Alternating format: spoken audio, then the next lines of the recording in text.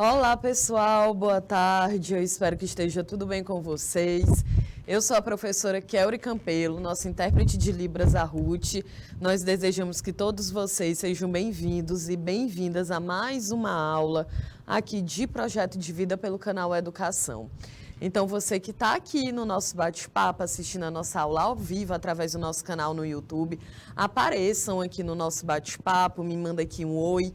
Eu quero saber se vocês estão aqui comigo, porque como eu já disse inúmeras vezes, e eu vou continuar repetindo isso, essa disciplina ela é pensada para vocês. Então, é muito importante a participação de vocês aqui, tá certo? Então, estou vendo aqui a Emanuele, não é isso? Lá da escola Manuel Ricardo, a Manuel Ricardo é no Cajueiro da Praia, né? Eu senti falta de vocês aqui na sexta-feira, viu, pessoal? Deixa eu ver quem mais. O Pedro, que também está aqui no nosso bate-papo. A Ana Kelly. O Pedro Miguel, ela de Isaías Coelho. Tá certo. Tô vendo aqui o Guilherme, a Ana Kelly, o Alisson. Justamente, a Ana Kelly, lá do Cajueiro da Praia, a Natália, os alunos Francisco Cauã, também Cajueiro da Praia, o Natanael, o Elidson, olá o Elidson, Gabriele, o Alisson, que também está aqui, de Manuel Ricardo, a escola, lá em Cajueiro, não, Manuel Ricardo. É isso, né? É o do Cajueiro. São Francisco do Piauí, que também está aqui com a gente. Boa tarde. Cadê o pessoal aí de Baixa Grande do Ribeiro? Hugo Napoleão, Pavo Sul, Pimenteiras, São Francisco do Piauí, Uruçuí. Coloquem aí, gente, o nome da escola de vocês, porque assim fica melhor. Eu consigo saber, né, quem é que vocês que estão aqui na nossa aula, o Joaquim, que também está aqui, o Henry Tavares, olá, o Henry. Então, que bom que todos vocês estão aqui na nossa aula de hoje. Hoje, dia 15 de agosto, né? Eu estou com a sensação que esse mês está passando muito rápido. Então, vamos aqui, gente, para a nossa aula. Hoje a gente vai discutir um pouco sobre estrutura social, compreender algumas questões sociais que marcam, né, as nossas vivências aqui dentro do Brasil. Porque, afinal de contas, não tem como a gente viver dentro de um país e a gente não conhecer a história do país, não entender de fato a realidade que a gente está vivendo, questões econômicas, culturais, sociais e políticas, né? A gente precisa compreender, eu já disse isso aqui outras vezes, né? Que a gente precisa compreender que quando a gente fala em política, vai muito além de um processo eleitoral. A política, ela se constrói no cotidiano, tem muito a ver com os nossos direitos, né? Dentro da sociedade que a gente vive, então é por isso que a gente precisa estar muito atento a essas questões, beleza? O pessoal que tem aqui, Seduc, Piauí, qual é a cidade? Coloca aí, gente. Olha, então, hoje a gente vai discutir sobre estrutura social, a gente vai fazer uma introdução aqui, né? Então, lembrando que essa aula é o mesmo conteúdo hoje e na sexta-feira. Então, hoje a gente vai fazer uma introdução e na sexta-feira eu quero trazer aqui, né, outros dados em relação ao nosso país, tá bom? Os dados de fato.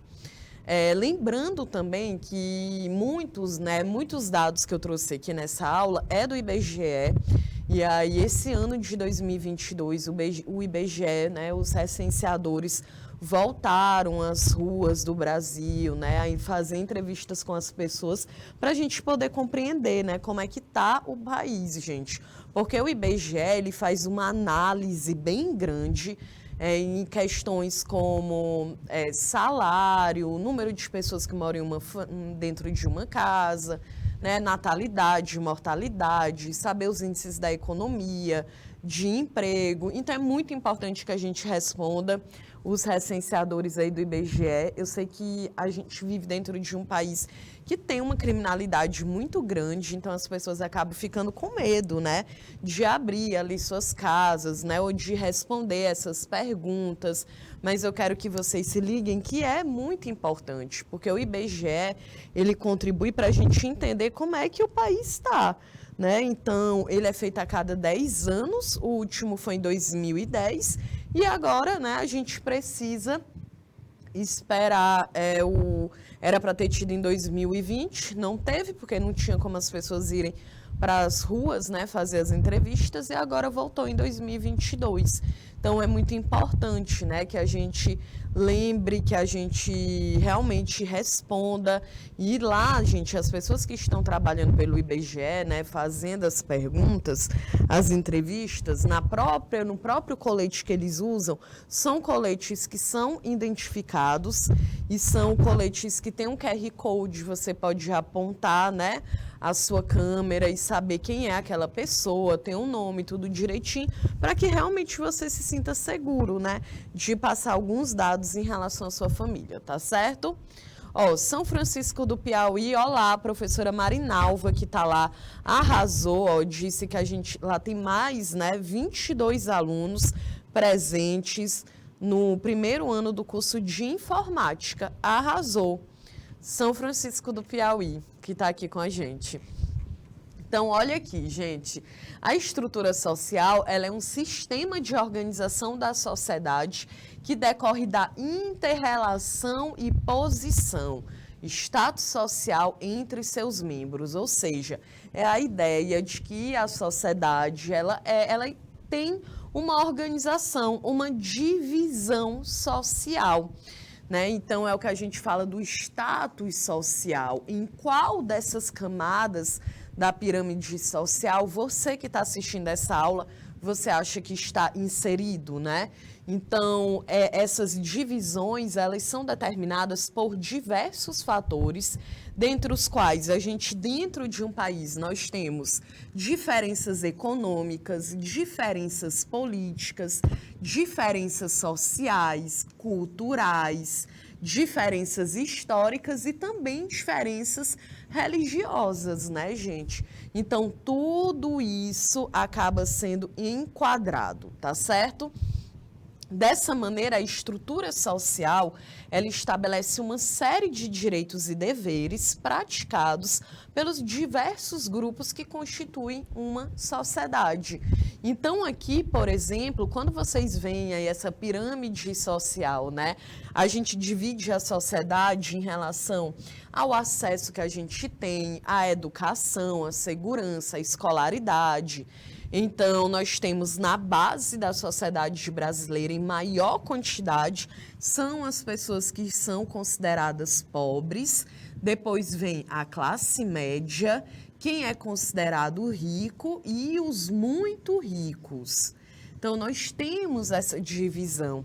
E a gente faz essa divisão dentro da sociedade em relação a qual é o teu poder aquisitivo, a escolaridade que tu tem, né? Qual é a tua renda por mês. Então, tudo isso vai entrando aqui, né, dentro dessas categorias. Se tu estuda numa escola privada, né, se tua família, qual é a escolaridade dos teus pais, qual é a renda deles por mês, tudo isso está aqui, né, relacionado. O Cauã, eu acho que é o Cauã Carvalho aqui, né, que comentou triste realidade, né? Eu acho que é isso, né, Cauã? Então, gente, isso é para a gente poder perceber, né, como de fato existe uma diferença social muito grande dentro da sociedade que a gente vive. Tá certo? O pessoal aí de São João do Arraial também está aqui com a gente. Então, gente, deixa eu passar aqui. Bom, sociedade e estratificação social. Lembra, a gente já aprendeu aqui, acho que foi na aula anterior, o que é uma sociedade. O Cauã falou, sou eu mesmo, tá vendo? Eu lembro, Cauã. Quando aparece e fala aqui comigo, eu lembro quem é, tá certo? Então, gente, olha aqui, a gente aprendeu na aula da semana passada sobre o significado de sociedade, né? Então, a gente entendeu que uma sociedade, ela é um conjunto de pessoas que estão compartilhando um mesmo espaço, o mesmo território, as mesmas questões econômicas, né, sociais, culturais, que compartilham o mesmo regime político, também o mesmo regime econômico. Então, a gente está aqui compartilhando esse território. Então, a sociedade, esse conjunto de pessoas, né, a gente faz o quê? Compartilha interesses e também valores em um determinado espaço social. Ou seja, a sociedade é uma totalidade formada por diversos grupos que interagem entre si, sendo que todas as sociedades possuem uma estrutura social. Então, isso é comum, né? Tão tal que a gente estuda isso lá na história, né? Na aula de história de vocês, aqui, a gente percebe isso, em que a gente sempre estuda as sociedades ao longo da história, né? A sociedade lá na Antiguidade, na Idade Média, na Idade Moderna, e agora aqui no Projeto de Vida a gente está analisando essa sociedade aqui no conjunto atual, né? E aí é interessante porque quando a gente aprende ainda nas primeiras civilizações, né?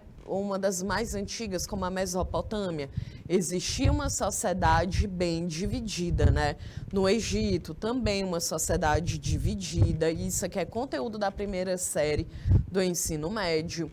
Quando a gente estuda os hebreus, os mesopotâmicos, né, como eu falei, os persas, a galera inteira apresentava uma sociedade muito dividida e desigual. Depois a gente entra na Idade Média, ali nas civilizações gregas, romana, também uma sociedade muito desigual, dividida. Entra na Idade Média do mesmo jeito, uma sociedade dividida, né, na maioria, né, entre quem era pobre, que era quem estava ali na servidão, quem era rico, que eram os senhores, né, da terra, os senhores feudais, a monarquia. E hoje, gente, essa sociedade ela continua dividida, né? Então, infelizmente, ao longo da história, nós sempre tivemos essas desigualdades, essas divisões sociais. Não é isso? Então, hoje a nossa realidade, ela não está diferente, né? A gente, como nós vimos, a gente continua vivendo dentro de uma sociedade que é extremamente dividida. Então, lembra, né, que essa sociedade, essa estrutura que a gente vive, que a gente fala o mesmo idioma, que a gente está dentro de uma mesma, de um mesmo regime político, de um mesmo território, né? O Cauã Carvalho, ele comentou aqui, sempre a sociedade foi dividida. Verdade, né, Cauã? Ao longo da história, as civilizações, as sociedades, elas tiveram essa divisão. Né? Inclusive, a gente também estuda isso lá na sociologia, em que a linha de pensamento marxista fala justamente isso, né? Em que o Karl Marx ele diz, olha, sempre na história da humanidade nós tivemos essas diferenças sociais. Uma galera que domina e uma outra galera que é dominada. Né? Então, hoje, quando a gente olha para a sociedade que a gente vive hoje, ela também existe essa divisão. Né? Por isso mesmo que a gente está falando sobre essa estratificação social, que é as sociedades divididas de acordo, né? Principalmente, a gente tem muitas diferenças, mas aí conta, a gente acaba sendo dividido porque nós temos diferenças econômicas, poder aquisitivo, escolaridade, acesso à segurança, saúde, tudo isso vai criando diferenças entre a gente, porque a gente acaba tendo, né, uma parcela da sociedade que tem acesso a todos esses mecanismos e uma parcela da sociedade que não. Tá certo? Então, basicamente, né, quando a gente olha aqui, as classes sociais, que é justamente o Karl Marx, lá na sociologia, ele analisa isso aqui, que basicamente é uma sociedade dividida entre pessoas ricas e pobres, né, gente?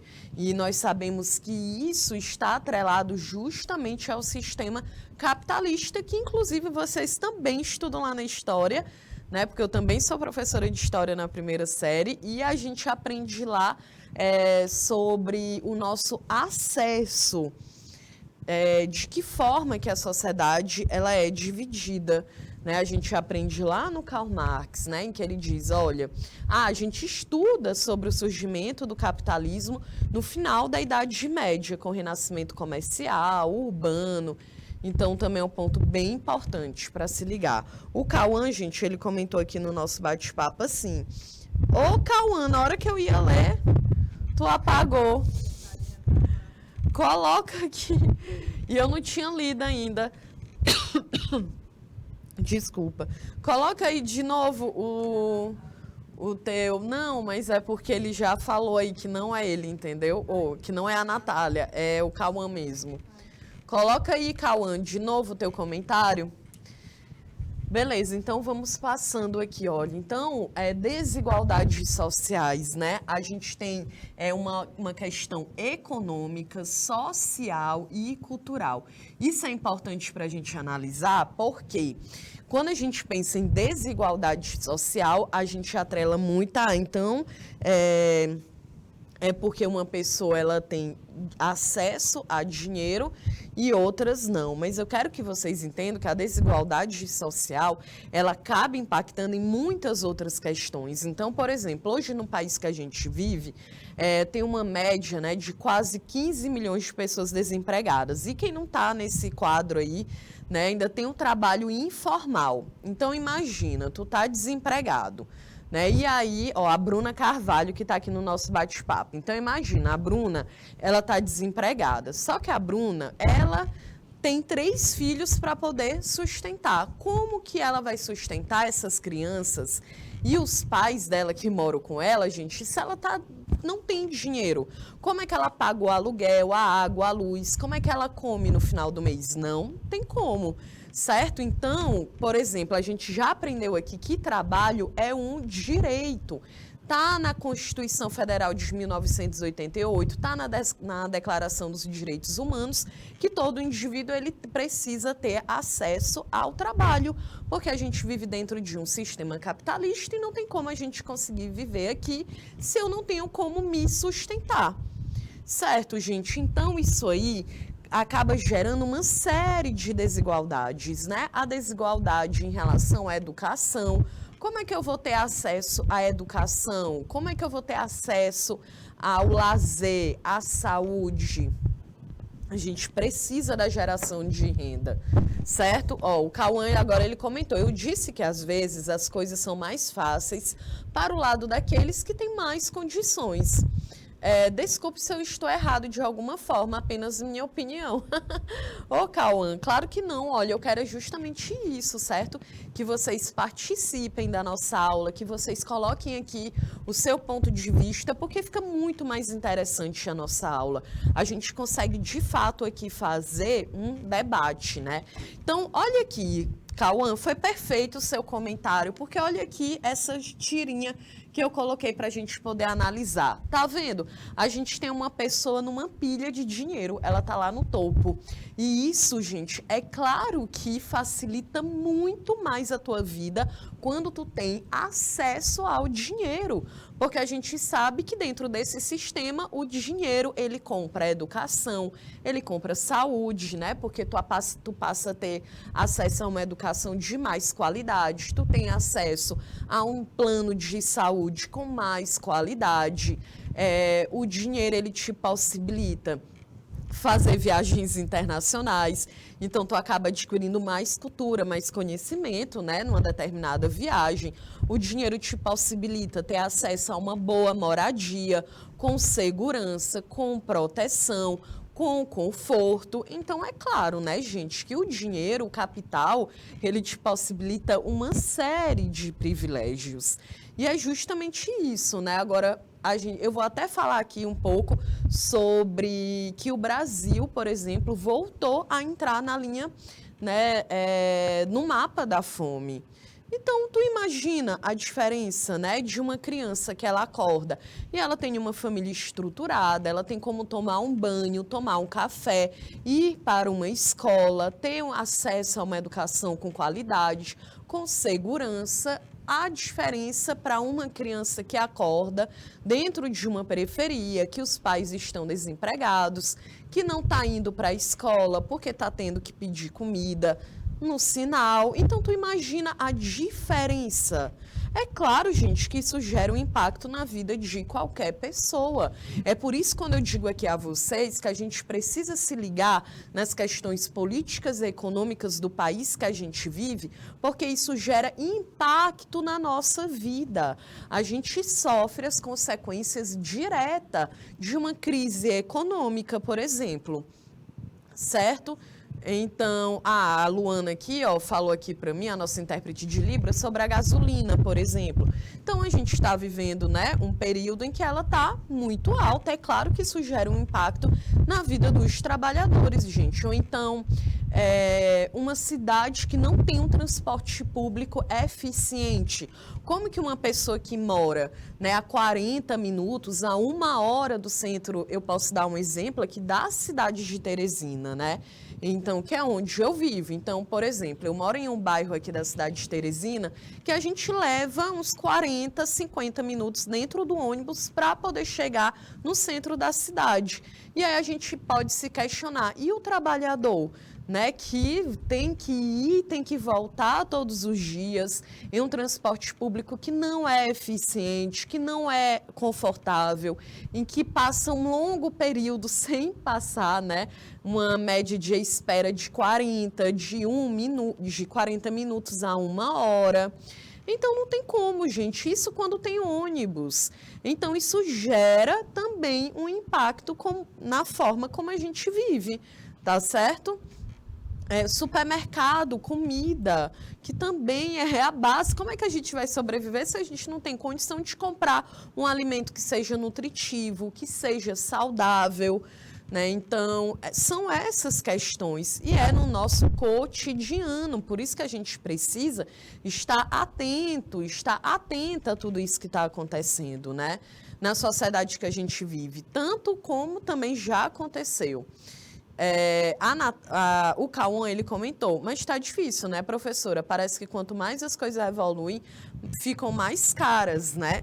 Infelizmente, né, Cauã, a gente realmente... É a crise econômica que a gente anda vivendo, né? Por isso que a gente precisa, ó, estar atentos, tá certo? Ó, o pessoal aí, a Ana Maria, que está aqui com a gente, lá o pessoal de Jerumênia, que também estão ligados aqui no canal Educação. Olá, Jerumênia. Então, gente, essas desigualdades, elas podem ser medidas pelo quê? Olha aqui, como que as desigualdades, elas são medidas? Pela faixa de renda. Por exemplo, hoje o salário mínimo no Brasil é uma média de R$1.000. A gente tem um órgão no Brasil que é o DIEESE, né? Que é o Departamento de Estatísticas Econômicas, algo assim.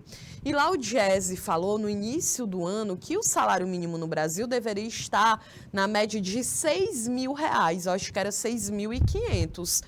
6.500, acho que era. Então, imagina, o salário deveria ser 6 vezes mais do que ele é hoje, que era para ser o mínimo para sobreviver, para garantir a moradia, uma alimentação que fosse adequada, nutritiva, o transporte, a saúde, né? Então, olha aí a diferença, né, gente? 6 vezes mais, né? E eu lembro também que eu trouxe aqui já uns dados que o BGE lançou, em que, por exemplo, aqui no Brasil, um trabalhador, né, a gente tem apenas 5% dos mais ricos no Brasil, gente, eles têm uma renda que corresponde aos outros 95% do país.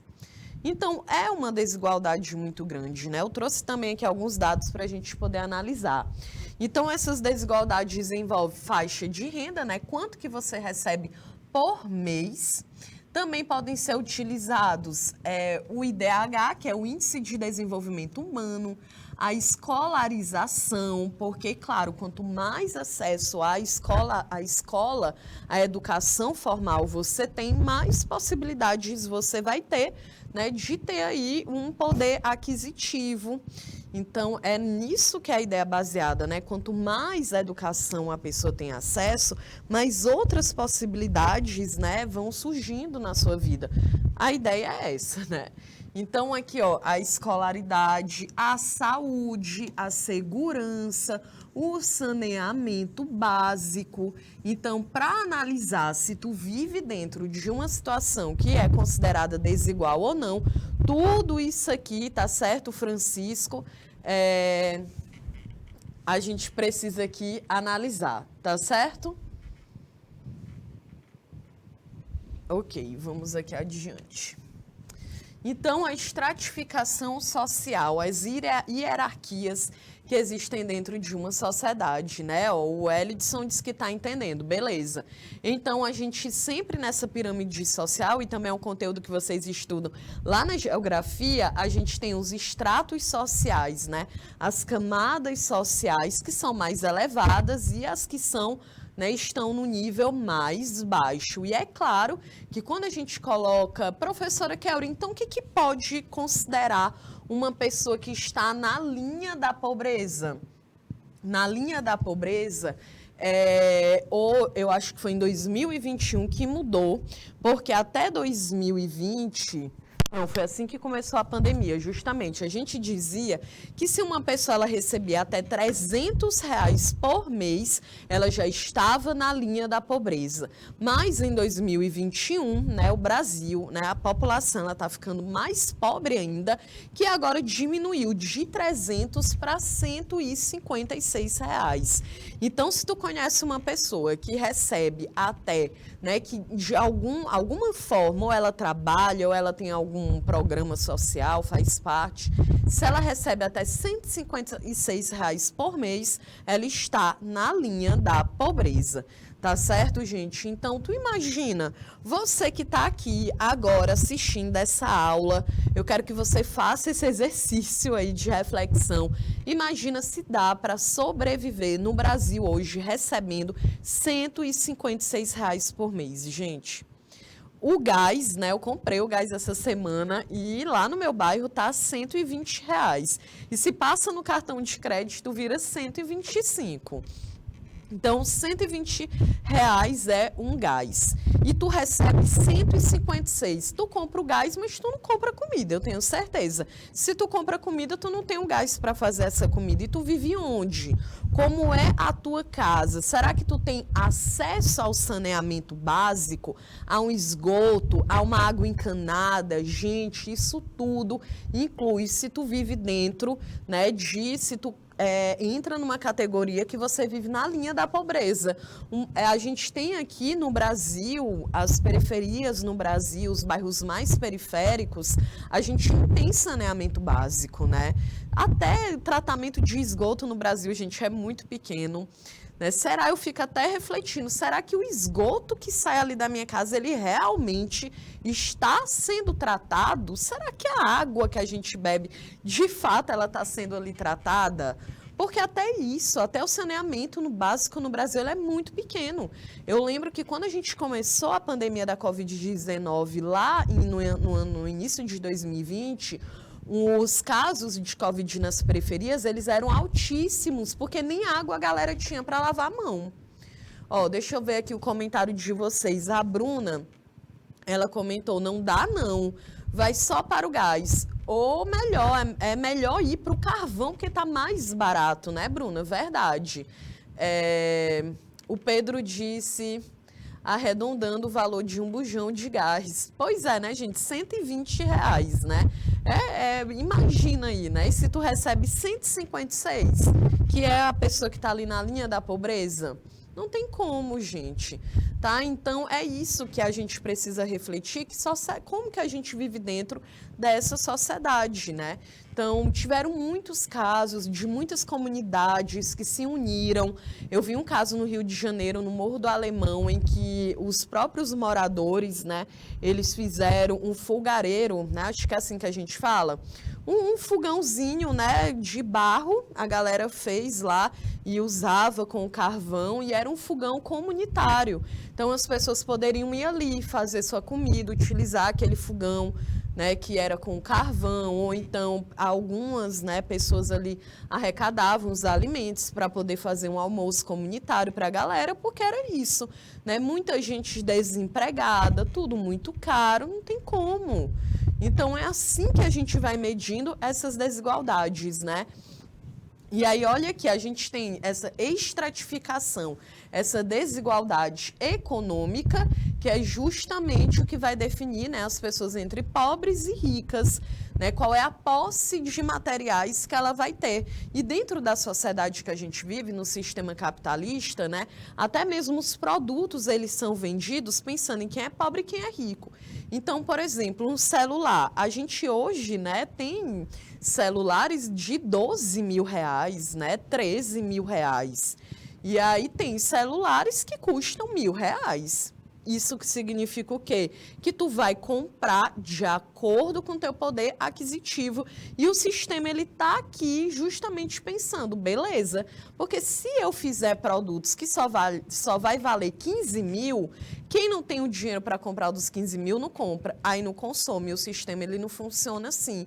Então, é por isso que ele te dá a opção, não, beleza, tem um de 1.000 e tem um de 10 mil. O Cauã, ele comentou... o Cauã está dizendo que vai, né, falar com os vizinhos deles para ver se eles fazem né? E é interessante, Cauã, a ideia de que tu pode, né, gerar ali uma diferença dentro da tua própria sociedade, dentro do teu próprio bairro, né? Como é que as pessoas estão se alimentando, né, gente? Eu trouxe essa pesquisa aqui, eu ainda quero falar sobre ela hoje, tá certo? Bora lá. Então, a outra diferença é a política, que é estabelecida pela situação de mando na sociedade entre grupos que têm poder e os grupos que não têm. Quem são os grupos que a gente identifica que têm poder dentro de uma sociedade? É justamente quem também está lá no topo, quem tem o poder aquisitivo, né, gente? Então, olha aí, né, como a renda, ela acaba gerando a base para as outras diferenças. E existe também diferença profissional, que é baseada nos diferentes graus de importâncias que são atribuídos a cada profissional. Então, por exemplo, a gente vive nessa sociedade que existe um status social muito grande para as pessoas que fazem medicina, né? Aqui mesmo, gente, na cidade de Teresina, é só o que a gente tem. Outdoor com os estudantes que passam para a medicina, né? E aí estampam a cara de todos eles, e a escola faz uma super propaganda, e aí a gente também faz a gente refletir, e as outras profissões, né? Não tem importância? A profissão de professora no Brasil, né? A gente luta ainda para a gente ter um piso salarial que pudesse aumentar, nossas questões trabalhistas. Então, imagina, né? Outra profissão é como se fosse a única profissão que a pessoa ela gera ali um status de cara, né? Então, a gente tem profissões em que a galera simplesmente é como se não existisse no Brasil. Por quê? Existe essa diferença, né? De qual é a profissão que é a mais respeitada ou não, tá certo? Bom, então, olha aí, né? A estratificação social no Brasil. Bom, a gente tá vendo o topo, né? Aqui tem a legendazinha, e aí a gente tem o topo lá, que são bilionários, né? Aí eu lembro até que eu trouxe uns dados aqui de quem eram os bilionários do Brasil, né? Vocês estão lembrados? Eu acho que era o dono do Banco Safra, o cara que é dono do Facebook também, o Eduardo Saverin, acho que era esse o nome dele. O dono do Banco Safra também é um bilionário no Brasil. E tinha uns grupos, eu acho que da Embev, eu acho que era isso, não era, Luana? Então, olha aí como é um número bem pequeno, né? Quem são os bilionários do Brasil. Então, depois vem quem é considerado, tá na faixa etária rica, média rica, aí tem a média, média baixa, pobre e abaixo da pobreza. E a galera que está abaixo da pobreza é justamente a galera que hoje no Brasil vive, né, com uma média de R$ 156 por mês. Bom, gente, então essa distribuição desigual de renda, ela é tão acentuada em alguns países que apenas uma mínima parcela da população concentra grande parte da renda. Então, olha aí, uma mínima parcela da população concentra a grande parte da renda, enquanto a menor parte de renda é distribuída entre a maior parte da população. E aí lembra do dado que eu disse, né, que apenas 5% dos brasileiros concentram a renda dos outros 95%. Então, é uma diferença muito, muito grande. Então, a partir dessa divisão desigual de renda, o acesso a alguns bens de consumo e de serviço vão se tornando também desiguais, né, gente? Porque quanto mais acesso ao dinheiro que tu vai ter, aí tu vai morar nos melhores bairros, tu vai ter acesso à melhor educação, tu vai ter, né, uma moradia que seja confortável, que seja segura, tu vai ter acesso aos melhores médicos, né? A ideia é essa. Então, é claro que isso vai se gerando ainda mais diferenças. Então, a desigualdade social, ela colabora para o surgimento de uma série de outros problemas e de conflitos sociais. Então, a gente tem a pobreza e a miséria, né? A linha aqui da pobreza, como a gente viu.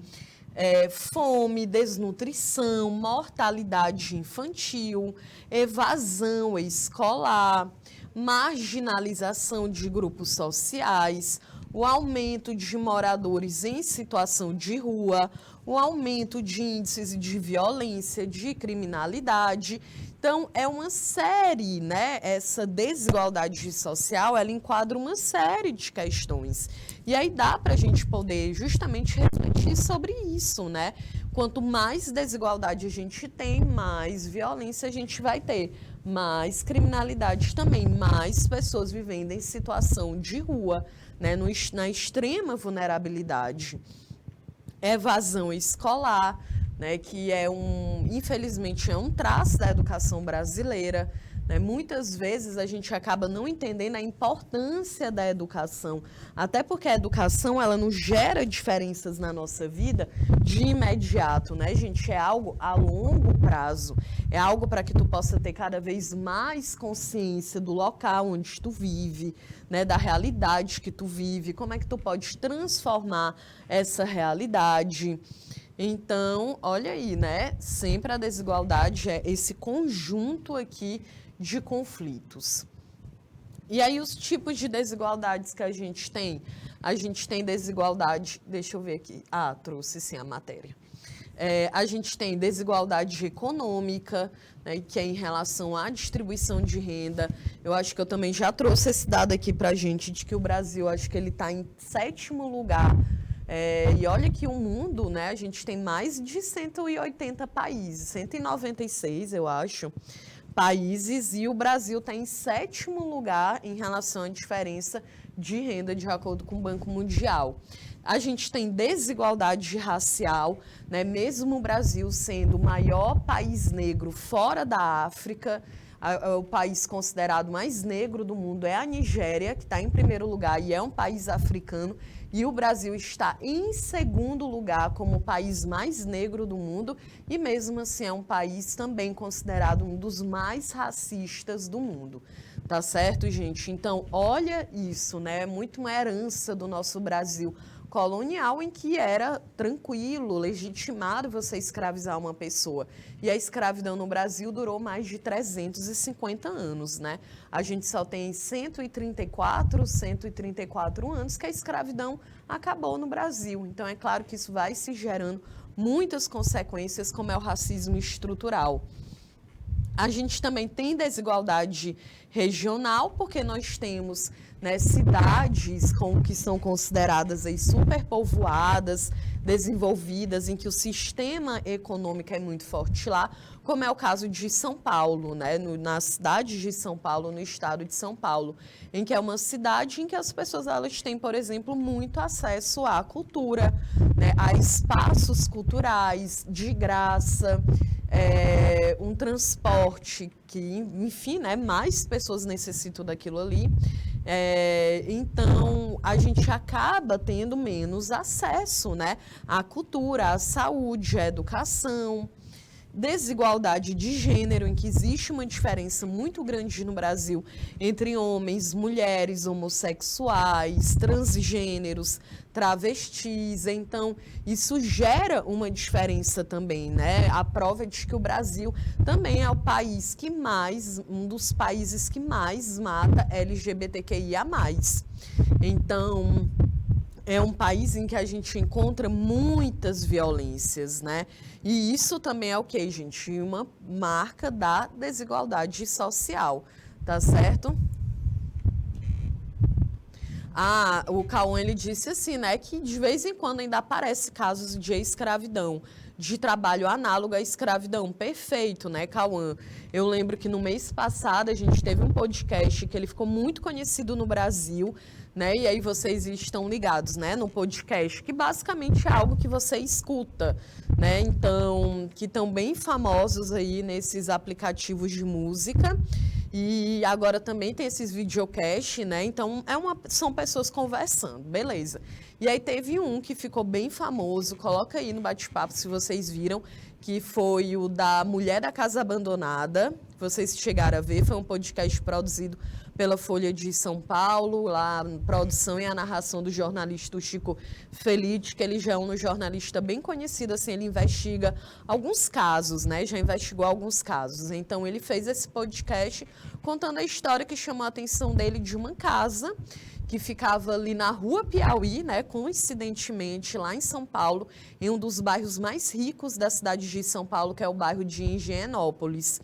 E lá ele chamou a atenção porque é um bairro com muitos prédios e existia uma casa bem antiga, bem abandonada, uma mansão, né? Então, mas ela estava bem abandonada, mas existia uma mulher que morava lá dentro. E aí ele começou a investigar, saber quem era aquela mulher, a conversar com as pessoas que viviam ali nas ruas. E ele acabou descobrindo que era uma mulher que já era brasileira, né, mas que havia voltado para o Brasil, lá dos Estados Unidos, há 20 anos, porque lá ela havia sido acusada de escravizar e de torturar uma pessoa, né? E torturou e escravizou a vítima por mais de 20 anos. A mulher não sabia ler, não sabia escrever, e ela foi dada, né, como se fosse um objeto para ela. E ela levou essa mulher em 79 para os Estados Unidos e simplesmente nunca pagou nenhum salário. A mulher não sabia ler, não sabia escrever, não podia sair de casa, a geladeira era presa com corrente, até que uma vizinha lá nos Estados Unidos, ela observou aquilo ali, achou muito estranho e denunciou para o FBI, né, gente? E a que escravizou acabou voltando para o Brasil. Eu lembro que virou aí um espetáculo, foi para a televisão, esses programas aqui super sensacionalistas no Brasil.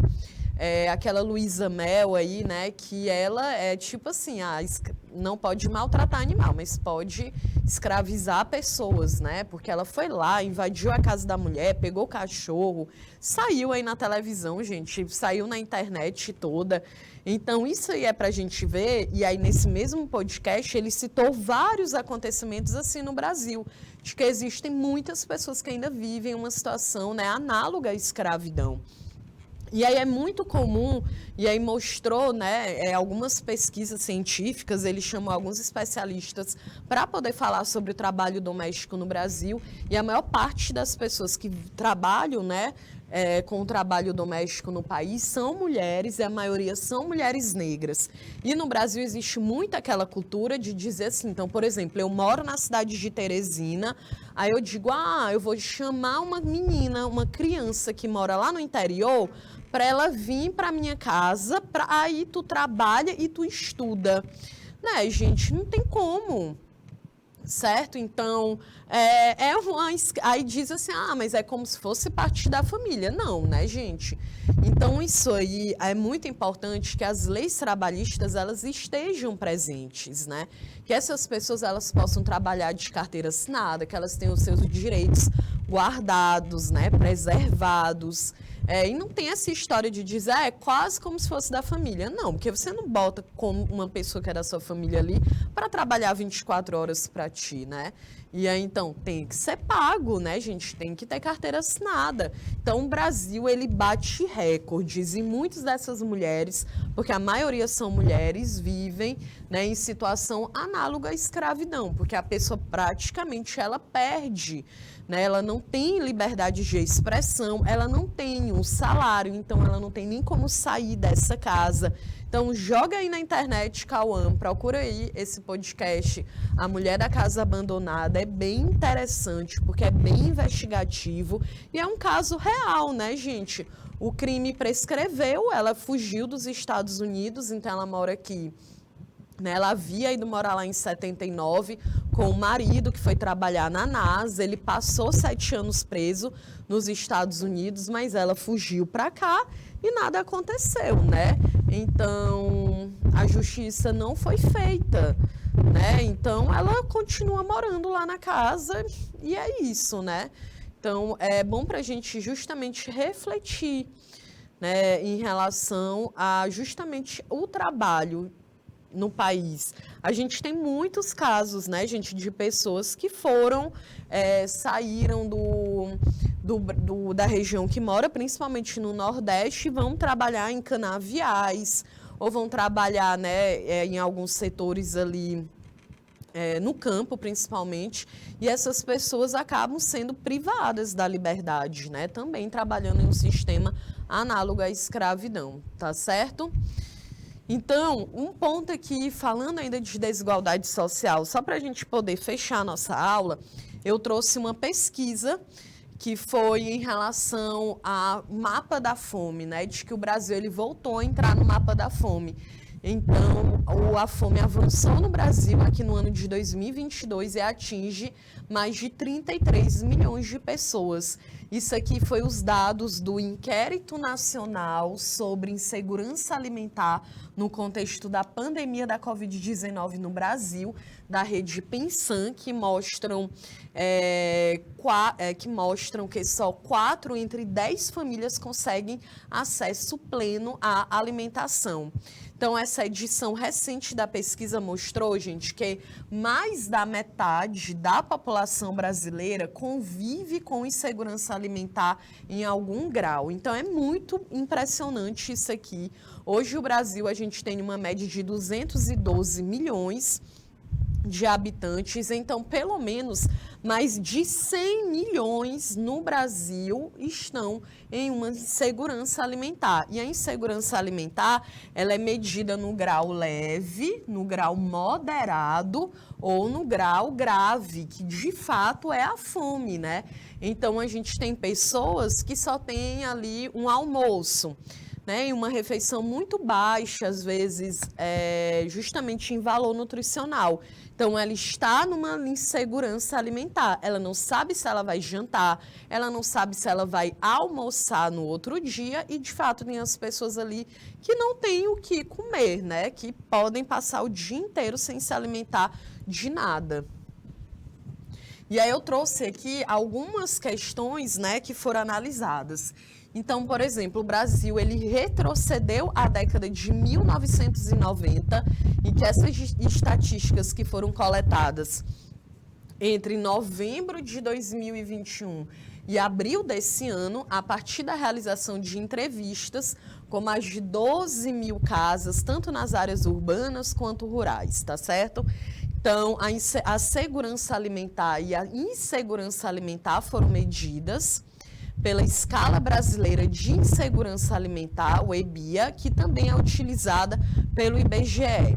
E a pesquisa que teve em 2020, gente, mostrava que a fome no Brasil, ela tinha voltado para os patamares equivalentes a 2004. Né? E, de fato, a gente vê aí marcado por um desmonte, né, de inúmeras políticas públicas que garantiam a segurança alimentar.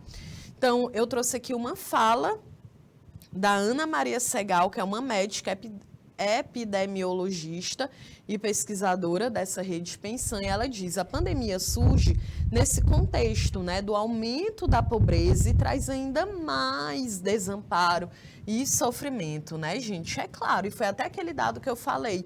Como que a pessoa, ela vai... então dizer, olha, gente, como medida de segurança, a gente precisa lavar as mãos, né, para poder se proteger da Covid-19. Como é que eu me protejo se na minha casa nem sequer tem água? Então, não tem como. É por isso que os dados da Covid-19, as pessoas que mais morreram são as pessoas que estão ali em algum grau de vulnerabilidade social. Né? Isso de acordo com inúmeras pesquisas científicas que foram feitas no Brasil, inclusive o IBGE, que é a base, né, a maior ainda do país.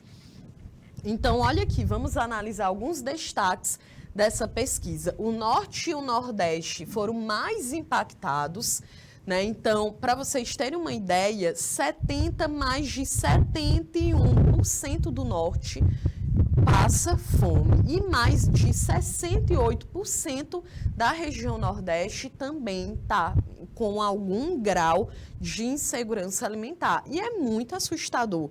Quando a gente pensa aqui na região que a gente vive, o Nordeste, com 9 estados, e pensar, gente, que 68% das pessoas que vivem na região Nordeste estão vivendo uma insegurança alimentar. Né, contra a média nacional é de aproximadamente do Sul 10%, né? O campo passa mais fome, nas áreas rurais a insegurança alimentar esteve presente em mais de 60% dos domicílios.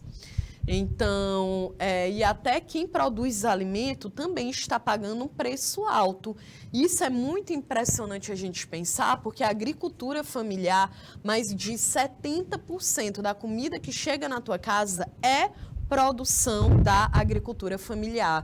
Né? A gente vê uma forte propaganda para o agronegócio, a ideia do que o agronegócio, né, ele é pop, ele é tech, ele é tudo, mas a comida que de fato chega à mesa do brasileiro, mais de 70% é agricultura familiar. E a galera que está produzindo na agricultura familiar também está com insegurança alimentar. Então, é algo aqui, foi uma das coisas também que eu fiquei bem impressionada quando eu li aqui essa pesquisa. Essas duas aqui, a gente já imaginava que isso aqui seria constatado, que é a fome tem cor, né? O que isso significa? Que enquanto a segurança alimentar está presente em 53,2% dos domicílios onde a pessoa de referência se autodeclara branca, né? Por quê? Porque lá no IBGE ele vai perguntar para ti, você se considera uma pessoa branca, uma pessoa parda, uma pessoa preta ou negro, né, que é o que tem, indígena ou amarela. A amarela é no caso das pessoas que são asiáticas, né? E aí isso é muito importante, porque tem uma escritora no Brasil, a Sueli Carneiro, né, que estuda negritude no país, é uma referência sobre isso.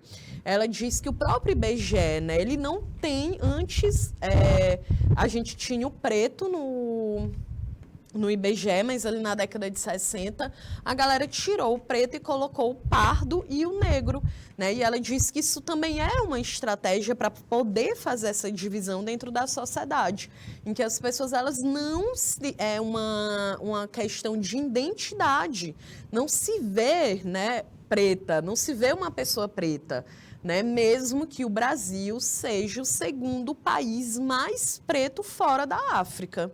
Né? Então, isso gerou ao longo da história também, porque no início do século XX as pessoas não queriam se considerar uma pessoa negra, porque eram justamente as pessoas que estavam ali, né, as mais marginalizadas dentro da sociedade. Então, é claro que isso enfraquece justamente o movimento, né, para quando você se reconhece uma pessoa negra, você luta ainda mais pelos seus direitos. E aí, se tu não se reconhece, tu não luta por esse direito e as diferenças raciais, elas vão se mantendo.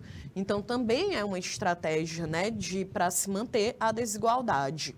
O outro ponto, olha, então, 53%, né, da galera que se dizia onde a pessoa de referência é branca, nos lares com responsáveis com a cor preta ou parda, ela cai para 35%. Então, a fome, olha, em 2020 e 2022, a fome saltou de 10% para 18% nos lares de pessoas que são pretas ou pardas. A fome tem gênero, essa que a gente também já sabia, né? Que as pessoas que mais passam fome no Brasil, que estão num grau de insegurança alimentar, são mulheres e são negras, né? Claro, a gente é um país que tem uma grande desigualdade racial e de gênero também. Então, outros dados, só para a gente fechar, a fome é dobrada, né? Eu esqueci ali, a fome é dobrada nos lares com crianças. Então, os lares que têm mais crianças menores de 10 anos de idade também são os que mais passam fome no país. A fome atinge quem não consegue chegar às escolas. Então, a fome em 22%, né, das casas com responsáveis com baixa escolaridade.